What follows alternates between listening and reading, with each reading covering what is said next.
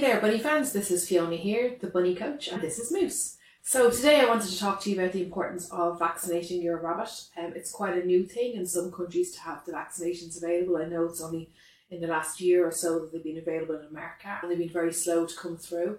We were in exactly the same position there a couple of years ago in Ireland as well. So the main diseases that you want to vaccinate your rabbits against are myxomatosis and RHD. RHD comes in two varieties, RHD1 and RHD2. These three are all man-made diseases that were made to control the wild rabbit population in some countries, and it's unfortunately spread across the world to pet rabbits as well. So it's really important that you vaccinate your rabbits against them. You might think because your rabbit is indoors that they're not exposed to these things, but unfortunately they still are, although their risk is lower than a rabbit that lives outdoors. This is because a lot of these diseases can be spread by insects. They can be carried in on your shoes or on your clothes or even car tires.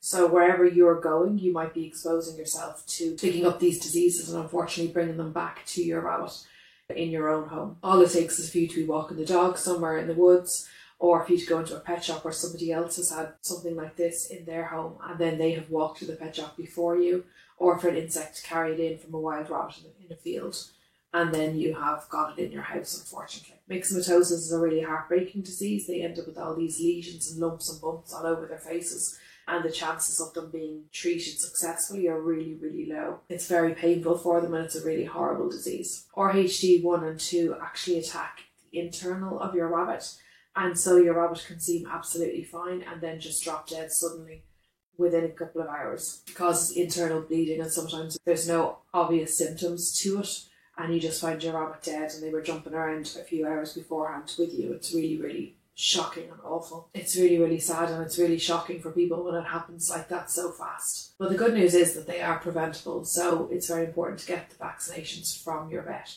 Now, your local vet may not know about the most up-to-date vaccinations for a rabbit, so it's really important that you get hold of a rabbit-savvy vet or do a bit of research online as to what vaccinations are needed for your country. In Ireland, we have a 3-in-1 which covers all three diseases altogether, and it's given annually. So this is really handy because you can just do it once a year and that's it.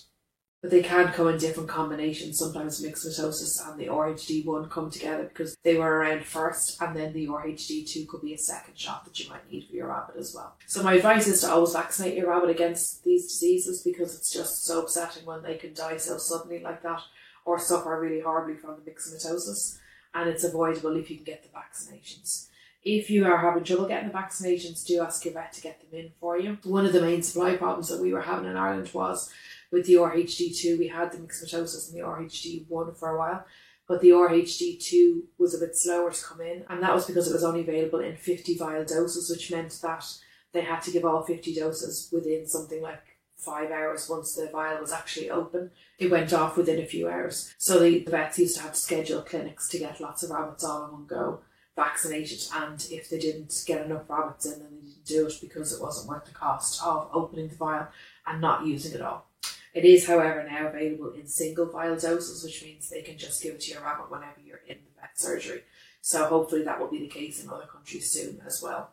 Places like the UK are far ahead of us. They already had that a good while before we did. Places like the States can be a little bit slower with it because the RHD2 has only now spread to America. So now they're trying to get the vaccinations in to catch up with the rabbits that are suffering from it. So I hope that helps. Definitely ask your vet about it. Ask around online on the Facebook groups, because somebody in your local area will know what's available and where and what your rabbit should have. But definitely find out what it is that you can get for your rabbit to give them the best protection possible. I'll see you guys soon.